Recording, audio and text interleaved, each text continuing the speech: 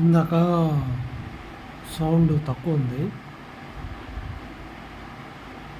ఈ మధ్య పెళ్లి కాని ప్రసాదుల గురించి, అబ్బాయిల గురించి, ఆటి గురించి అన్ని ఛానళ్ళు ఇస్తున్నారు. కానీ అన్ని ఛానళ్ళు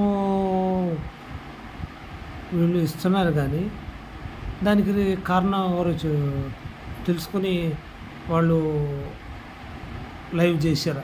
అంటే ప్రసారం చేశారు ఆ ప్రోగ్రామ్స్. ఎందుకంటే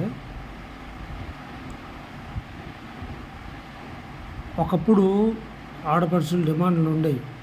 మాకు కట్నం, ఆడపడుచు లాంఛనాలు కావాలి, అవి కావాలి, ఇవి కావాలి, మాకు అంత కావాలి, ఈ కట్నం కావాలి, అవి కావాలి, పట్టు చీరలు కావాలి, ఇవి కావాలి అని ఒకప్పుడు ఉండేది. కాలక్రమేణా ఇవన్నీ కట్నాల గురించి ఇప్పుడు 2012 వరకు ఇదే పరిస్థితి. 2012 తర్వాత మొత్తం మారింది, సీన్ రివర్స్ అయింది. ఎందుకయింది? అప్పుడు రైతు కుటుంబాలకి పిల్లనిచ్చేవారు. అప్పటి కాలం బాగుంది. తర్వాత మారింది. ఇప్పుడు 2012 తర్వాత మారింది. అది ఎందుకు మారింది? రైతుకి మిగిలేది మొత్తం సంపాదించుకునేది పెళ్ళిళ్ళకైనా దేనికైనా ఖర్చు చేసేది. ఈ పంట బాగా పండితే, దానికి గిట్టుబాటు ధర మిగిలితే లాభసాయకంగా ఉంది కాబట్టి అప్పుడు ఇచ్చారు. ఇప్పుడు ఎందుకు ఇస్తారు?